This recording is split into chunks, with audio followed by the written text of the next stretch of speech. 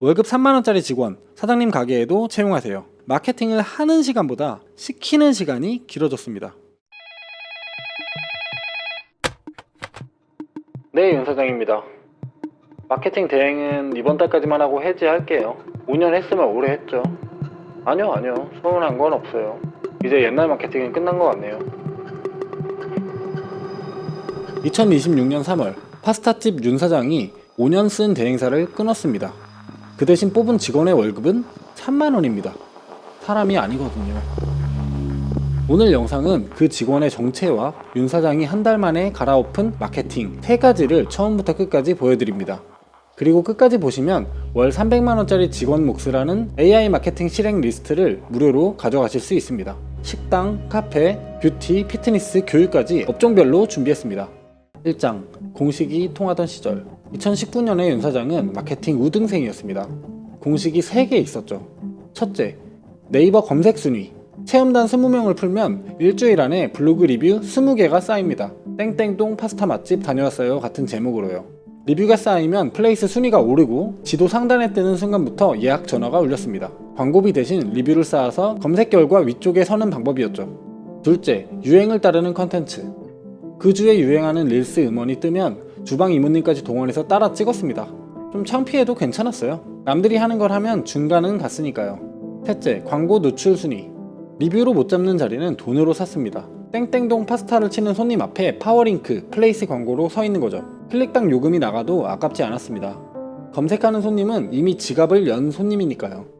리뷰로 손님을 만든다, 유행을 따라 찍는다, 모자른 자리는 광고로 산다. 6년을 버텨준 성실한 공식 3개였습니다. 이 공식 3개, 처음엔 윤 사장이 전부 직접 했습니다. 새벽에 장 보기 전에 체험단 모집글 올리고 브레이크 타임에 릴스를 찍었죠. 그런데 가게가 잘 되기 시작하면서 손이 모자랐습니다. 그래서 2021년 마케팅을 대행사에 맡겼습니다. 못해서 맡긴 게 아닙니다. 잘하는데 시간이 없어서 맡긴 겁니다. 물론 맡긴다고 공짜로 편해지는 건 아니었어요. 저녁 장사를 마치고 대행사에 보낼 신메뉴 사진과 설명을 정리하다가 포스기 앞에서 꾸벅꾸벅 조는 날들. 그래도 그땐 그럴 가치가 있었습니다. 공식이 통했으니까요. 2장, 지각 변동.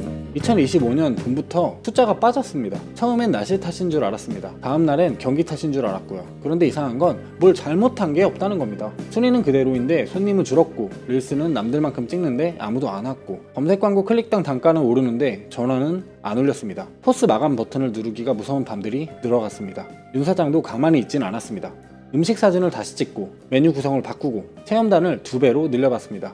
전부 옛 공식 안에서의 발버둥이었죠. 문제는 공식 바깥에서 벌어지고 있는데 말입니다. 대행사에 전화해도 답이 없긴 그쪽도 마찬가지였습니다. 그들을 탓할 일도 아니었어요. 그들이 배운 방법도 같이 낡아버린 거니까요. 돌아오는 말은 결국 하나였습니다. 요즘 다 어려워요. 예산을 좀 더 태워보시죠. 매출을 잡겠다고 광고비를 때려붓는 쳇바퀴. 그렇다고 멈출 수는 없는 딜레마. 윤 사장은 그렇게 1년을 버텼습니다. 예산을 늘려가면서요. 그 사이 플레이스 대행사, 블로그 대행사들이 하나둘 폐업 공지를 올렸습니다. 판이 바뀌고 있다는 신호였는데 그땐 아무도 읽지 못했습니다. 3장, 전환점. 어느 날 가게 운명을 바꿔줄 여중생 손님들이 찾아왔습니다. 평일 오후 교복을 입은 학생 넷, 파스타 2에 콜라 넷, 테이블 위 스마트폰 4대는 전부 콘센트에 꽂혀 있었습니다. 윤 사장이 지나가듯 물었습니다. 우리 가게 어떻게 알고 왔니? 한 학생이 폰을 들었습니다. 챗GPT한테 물어봤는데요. 학생의 화면엔 이런 질문이 있었습니다. 땡땡동 콘센트 있는 파스타 어디 있어? 그날 밤 마감을 마친 윤 사장은 처음으로 챗GPT를 열었습니다. 땡땡동 파스타 맛집. 답이 주르륵 나왔습니다. 3곳, 옆골목 2곳과 사거리 1곳. 윤 사장의 가게는 없었습니다. 비싼 돈 내가며 쌓은 1000여 개의 리뷰, 수백 개의 블로그가 무색하게요. 그런데 이상하잖아요. 그럼 그 학생들은 어떻게 온 걸까? 윤 사장은 학생이 보여준 문장을 토시 하나 안 바꾸고 그대로 쳐봤습니다. 땡땡동 콘센트 있는 파스타집 어디 있어? 나왔습니다. 이번엔 윤 사장 가게가 첫 번째로. 리뷰 1000개로는 안 나왔는데 콘센트 한 줄로 나왔다고? 이유를 찾아봤습니다. 콘센트 얘기는 몇 달 전 손님이 남긴 리뷰 한 줄에 있었습니다. 자리마다 콘센트가 있어서 좋아요. 윤 사장이 쓴 게 아니라 손님이 지나가듯 남기는 한 줄. 우리 가게가 AI에 나온 건 실력이 아니라 운이었던 겁니다. 4장, 질문으로 가게를 정하는 손님들. 여기서 오해 하나는 짚고 가겠습니다. 네이버는 망하지 않았습니다. 지금도 한국 검색의 유칼은 네이버에서 일어납니다. 그런데 그 숫자가 안 잡고 있는 변화가 하나 있습니다. 검색과는 별개로 AI에게 물어보고 가게를 정하는 손님들이 생겨난 겁니다. 조용히 작업할 카페 추천해줘. 부모님 모시고 갈 한정식집 알려줘. 10만원대 여자친구 선물 뭐가 좋을까? 검색창에 키워드 치고 블로그 10개를 비교하던 일을 질문 한 번으로 끝내는 사람들이 빠르게 늘어나고 있습니다. 그날의 여중생들처럼요. 이 변화가 무서운 건 규모가 아니라 구조입니다. 검색 결과 1페이지엔 그래도 10곳이 노출됩니다. 그런데 AI의 답변엔 두세 곳만 올라갑니다. 거기에 없으면 그 손님에겐 없는 가게입니다. 경쟁 상황도 다릅니다. 검색 상위 노출은 매달 수십에서 수백만 원을 쓰는 포화된 경쟁이지만 AI 답변 노출은 아직 준비하는 가게 자체가 거의 없습니다. 지금 시작하는 가게가 그대로 기준이 됩니다. 그럼 AI는 뭘 보고 두세 곳을 고를까요? AI는 인터넷에 쌓인 가게의 흔적을 읽습니다. 지도와 플레이스에 등록된 정보, 손님들이 남긴 리뷰, 블로그에 적힌 방문기, 가게가 직접 써둔 소개글까지 흩어진 흔적들이 서로 같은 말을 할수록 AI는 확신을 갖고 그 가게를 추천합니다. 어차피 광고 붙으면 돈 싸움 되는 거 아니야? 하실 수도 있는데요. 맞습니다. 최근엔 챗GPT에도 광고가 붙기 시작했습니다. 그런데 그 광고는 답변 아래에 광고 딱지를 달고 따로 나옵니다. 답변 그 자체는 아직 돈으로 못 삽니다. 흔적을 바꾸는 것 말고는 끼어들 방법이 없다는 뜻입니다. 광고비로 밀어붙이는 큰 가게들과 처음으로 다른 종목에서 겨루게 된 거죠. 실제로 해외 로컬 업체들을 조사한 자료에는 AI가 읽을 수 있게 정보를 정비한 가게가 그렇지 않은 가게보다 문의는 2.7배, 전화는 2.5배 많았다는 결과도 있습니다.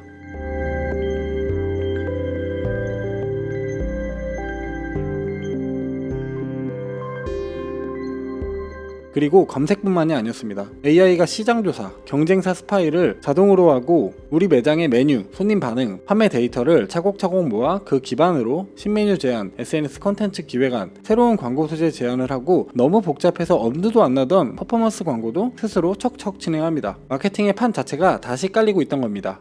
5장, 변화에 대한 공포. 윤 사장도 사실 이런 얘기를 어렴풋이는 듣고 있었습니다. 잠깐 쉬려고 인스타만 켜도 쏟아졌으니까요. 사장님, 아직도 이거 모르세요? 이거 배워야 합니다. 저거 배워야 합니다. 이거 놓치면 후회합니다. 도태됩니다. 옆 가게 사장님들은 벌써 뭘 배우러 다닌다고 하고 사장님 단톡방엔 누가 AI로 만들었다는 메뉴판 사진이 올라옵니다. 나만 뒤처진 것 같은 불안. 요즘 이걸 포모라고 부릅니다. 문제는 자영업자의 하루입니다. 새벽 장보기, 점심 장사, 브레이크 타임엔 재료 손질, 저녁 장사, 마감 정산. 컴퓨터 앞에 앉을 시간이 없는 사람들에게 이것도 배워라 저것도 배워라라는 말은 응원이 아니라 짐입니다. 그럴수록 격차는 벌어지고 포모는 커져만 갔죠. 너무 많은 미션이 시작하기도 전에 우리를 포기하게 만들고 있습니다. 윤 사장도 한 번은 큰맘 먹고 유료 강의를 결제한 적이 있습니다. 1강, 2강까진 들었습니다. 3강은 브레이크 타임에 졸다가 놓쳤고 그 뒤로는 다시 열지 않았습니다. 의지가 약해서가 아닙니다. 하루가 없어서요. 그런데 하나만 짚고 넘어가겠습니다. 지금 사장님들 가게가 안 되는 게 정말 덜 부지런해서일까요? 오래된 이야기가 하나 있습니다. 6장, 사슴 부족과 코끼리 부족의 이야기.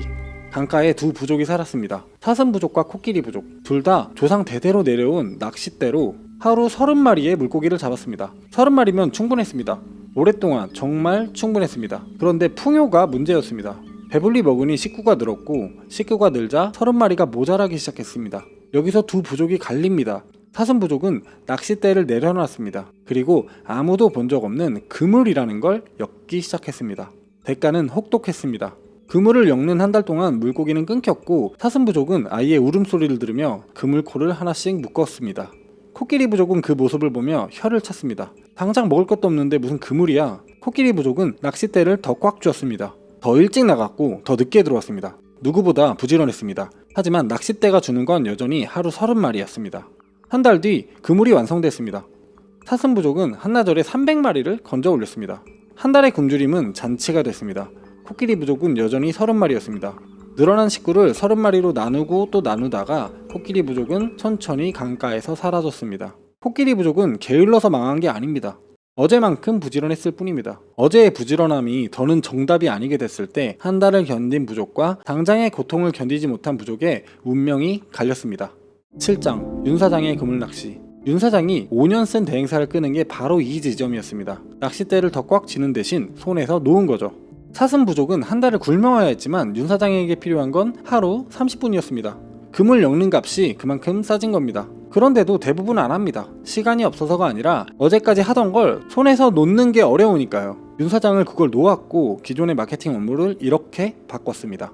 윤 사장이 제일 먼저 한 일은 우리 가게에 올 손님의 질문을 알아내는 거였습니다. 그날 여중생들처럼 손님은 이제 문장으로 질문합니다. 그리고 AI는 순위가 아니라 그 질문에 답이 되는 가게를 골라줍니다. 윤 사장이 노릴 질문은 이거였죠. 데이트하기 좋은 파스타집, 조용한 파스타집, 노키즈 식당. 이 질문들 감으로 찍은 게 아닙니다. 챗GPT에 이렇게 시켰습니다. 파스타집을 찾는 손님들이 AI한테 물어볼 만한 질문 20개만 뽑아줘. 30초 만에 목록이 나옵니다. 그 중에서 우리 가게가 자신있게 네 라고 답할 수 있는 것 3개의 동그라미를 쳤습니다. 여기가 중요합니다. 모든 질문에 어중간하게 걸치는 가게가 아니라 3가지 질문에 확실하게 답하는 가게가 뽑힙니다. 그래서 정성을 다하는 파스타집이라던 소개글은 이렇게 바꿨습니다. 조용한 분위기, 데이트 맛집, 노키즈존, 영업시간, 메뉴, 가격, 사진 같은 기본 칸도 전부 최신으로 채웠습니다. AI는 비어있는 칸을 추측으로 채워주지 않으니까요. 리뷰도 바꿨습니다. AI는 사장님 말은 반만 믿고 손님 말을 믿거든요. 식사를 마치고 나오는 손님들의 의견이 이 집 계란찜 맛있네, 이 집 순댓국이 괜찮네, 이 집 김치찌개가 맛있네 하고 갈라진다면 아무리 칭찬이라도 듣는 사람은 고민할 겁니다. 그래서 들어가서 뭘 먹어야 하지? AI가 정보를 수집하는 방식도 마찬가지입니다. 칭찬 100개가 제각각이면 AI가 집어들 문장이 없습니다. 반대로 여러 손님이 입을 모아 조용하다고 말하고 그 말이 소개글과 겹친다면 AI가 믿고 인용할 확률이 올라갑니다. 그래서 체험단 20명에게 잘 써주세요 대신 가이드를 줬습니다. 데이트, 조용한, 노키즈가 리뷰마다 들어가게. 형식은 자문자답으로. 데이트 장소 고민이세요? 조용해서 대화에 집중하기 좋아요. 가이드라니까 거창하게 들리실 텐데 실물은 A4 반장짜리 안내문입니다. 윤 사장이 사용했던 가이드북도 고정 댓글에 링크에 첨부해놨으니까 참고하세요. 우리 가게 키워드 3개, 자문자답 예시 2줄, 그리고 느낀 그대로 솔직하게 라는 당부가 전부죠. 거짓말을 시키는 게 아닙니다. 진짜 경험을 우리 가게에 답을 맞춰 정리해달라는 부탁이니까요. 첫 주엔 소개글과 메뉴 설명을 고치고 둘째 주부터 체험단을 돌렸습니다. 소개글은 사장님의 답, 리뷰는 손님의 증언. 둘이 같은 말을 하면 AI는 확신합니다. 고정비 0원. 한 달 뒤 챗GPT는 윤 사장의 가게를 첫 번째로 추천하기 시작했습니다.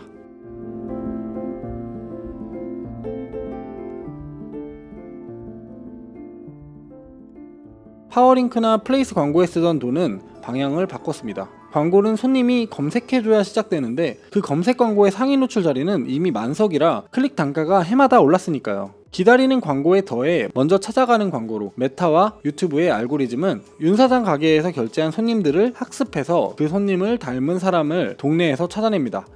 머신러닝이 손님을 찾는 겁니다. 사람보다 잘 찾습니다. 헬스장에 비유하면 이렇습니다. 간판을 달아놓고 손님이 들어오길 기다리는 게 검색 광고입니다. 손님이 먼저 헬스장을 검색하고 클릭해줘야 시작되죠. 이걸 인바운드라고 합니다. 반대로 사장이 전단지를 들고 나가서 다이어트가 필요해 보이는 사람들에게 할인 쿠폰을 쥐어주는 게 타겟 광고입니다. 올 것 같은 사람을 먼저 찾아가는 것, 이걸 아웃바운드라고 합니다. 세팅도 생각보다 단순합니다. 예전엔 성별, 연령, 관심사를 사장이 일일이 찍었습니다. 그리고 대부분 틀렸죠. 지금은 반대로 합니다. 타겟을 비워두고 머신러닝이 배울 재료만 줍니다. 우리 가게에서 결제한 손님, 예약 문의를 남긴 사람들, 알고리즘이 그들의 공통점을 찾아서 닮은 사람들에게 광고를 내보냅니다. 명탐정 코난이랑 똑같습니다. 코난에게 단서를 주면 범인을 찾아냅니다. 머신러닝에게 단서를 주면 손님을 찾아냅니다. 사장이 할 일은 추리가 아니라 좋은 단서를 넘겨주는 겁니다. 남은 문제는 광고 영상이 있었는데 여기에 조건이 하나가 있습니다. 광고처럼 생기면 0.5초 만에 넘겨진다는 것. 요즘 터지는 광고는 광고같이 안 생겼습니다. 손님이 폰으로 대충 찍은 것 같은 후기 영상, UGC라고 하죠. 사용자가 만든 콘텐츠라는 뜻인데 쉽게 말해 광고가 아니라 손님의 SNS 후기처럼 보이는 영상입니다. 사장님이 메가폰을 들고 우리 집 떡볶이 진짜 맛있어요 라고 하는 것과 사람들끼리 귓속말로 소근대며 야, 저 집 떡볶이 존나 맛있더라 라고 하는 것의 후킹력의 차이는 엄청납니다. 그래서 요즘 잘 되는 광고들은 하나같이 UGC 광고를 소재로 사용하고 있습니다. 이런 UGC 영상, 예전엔 하나의 외주로 수십만 원을 줬습니다. 하지만 지금은 월 몇만 원짜리 AI 툴이 실제 손님의 후기를 영상으로 만들어줍니다. 요즘 네일 가격 너무하지 않아요? 집에서 일하는데 손톱이 너무 길어서 2시간 뒤로 급하게 예약했어요. 원래 제일 싼 걸로 하려고 했는데 원장님 손이 너무 예쁜 거예요. 그래서 비슷하게 해달라고 했어요. 근데 풀파트 비싸잖아요. 붙일수록 예뻐지니까 거절을 못하고 속으로는 계속 조마조마했어요. 디자인 상관없이 65,000이래요. 궁금하시면 댓글에 저도요. 와, 대박이죠 정말. 낚싯대 얼른 내려놔야 하지 않겠어요? 다시 본론으로 돌아와서 윤 사장은 일주일에 10개를 만들어서 하루에 10,000원씩 소액으로 전부 틀어보고 반응이 터진 하나에 예산을 몰아줬습니다. 판단 기준은 하나만 기억하면 됩니다. 클릭이 아니라 결과입니다. 클릭을 많이 받은 소재가 아니라 예약과 문의를 만든 소재에 돈을 몰아주는 것. 윤 사장은 이 판단마저 AI한테 시켰습니다. 어제 광고 성과 보고 예산 어디로 옮길지 제안해줘. 광고비는 그대로인데 광고가 일하는 방식이 달라진 겁니다. 그리고 가장 큰 변화, 윤 사장은 마케팅을 하는 시간보다 시키는 시간이 길어졌습니다. 아침에 가게 문을 열면 AI가 밤새 정리한 보고서가 와 있습니다. 어제 매출, 옆 동네 경쟁 가게가 새로 올린 컨텐츠 반응까지, 시장 조사와 경쟁사 염탐은 AI가 자동으로 돌고 우리 가게의 메뉴, 손님 반응, 판매 데이터는 차곡차곡 AI의 기억에 쌓입니다. 이게 쌓일수록 마법이 생깁니다. 신메뉴 제안도, SNS 기획안도, 광고 소재도 인터넷 어딘가에 남의 가게 이야기가 아니라 우리 가게의 데이터에서 나온 답이 됩니다. 윤 사장이 하는 일은 두 가지로 줄었습니다. 아침에 커피 한 잔 내리는 동안 보고서 읽기, 그리고 이걸로 가자 결정하기. 결정은 사장이 하고 일은 AI가 합니다. 월급 3만원짜리 직원의 정체가 이겁니다. 윤 사장의 한 달은 이렇게 흘러갔습니다. 첫째 주, AI한테 가게를 소개했습니다. 메뉴판, 가격, 단골 연령대, 잘나가는 요일, 우리 가게가 노릴 질문 3개. 신입 직원 인수인계랑 똑같습니다. 아는 만큼 일하니까요. 둘째 주, 아침 보고서를 받기 시작했습니다. 처음엔 뻔한 소리도 섞여 있었지만 고쳐달라고 말할 때마다 나아졌습니다. 셋째 주, 리뷰 답글과 SNS 초안을 맡겼습니다. 검토하고 올리는데 10분. 넷째 주, 광고 리포트까지 붙였습니다. 그제야 아침 30분이 온전한 루틴이 됐습니다. 8장, 파스타집만의 이야기가 아닙니다. 카페라면 질문이 다를 겁니다. 노트북 하기 좋은 카페, 콘센트 많은 카페, 조용한 카페, 미용실이라면 남자 커트 잘하는 곳, 당일 예약되는 곳, 헬스장이라면 PT 가격이 투명한 곳, 새벽에 여는 헬스장. 업종마다 손님의 질문이 다르고 준비할 답도 다릅니다. 하지만 구조는 전부 같습니다. 손님의 질문을 찾는다. 소개글과 리뷰가 입을 모아 그 질문에 답하게 만든다. 나머지 반복 업무는 AI에게 시킨다. 윤 사장이 파스타집으로 한 걸 사장님은 사장님의 가게로 하면 됩니다. 첫 장면의 통화 기억하시죠? 이제 옛날 마케팅은 끝난 것 같네요. 윤 사장이 대행사를 끄는 건 화가 나서가 아닙니다. 사슴부족처럼 낚싯대를 내려놓은 것입니다. 윤 사장이 특별한 사람이었을까요? 아닙니다.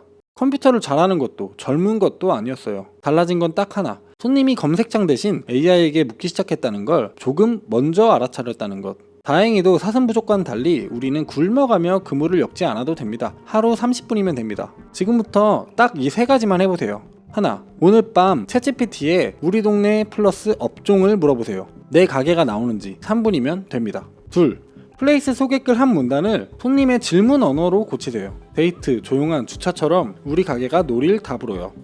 셋, 다음 체험단부터는 잘 써주세요 대신 키워드 가이드를 주세요. 리뷰가 입을 모으게. 이 3가지는 오늘 영상만 보셔도 충분히 하실 수 있습니다. 첫 번째는 오늘 밤에 되고 두 번째는 내일 브레이크 타임이면 됩니다.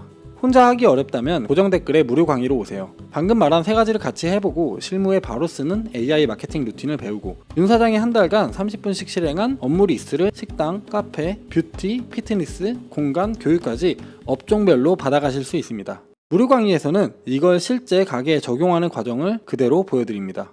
월급 3만원짜리 직원, 사장님 가게에도 채용하세요. 사장님은 지금 낚싯대를 쥐고 계십니까? 그물을 엮고 계십니까?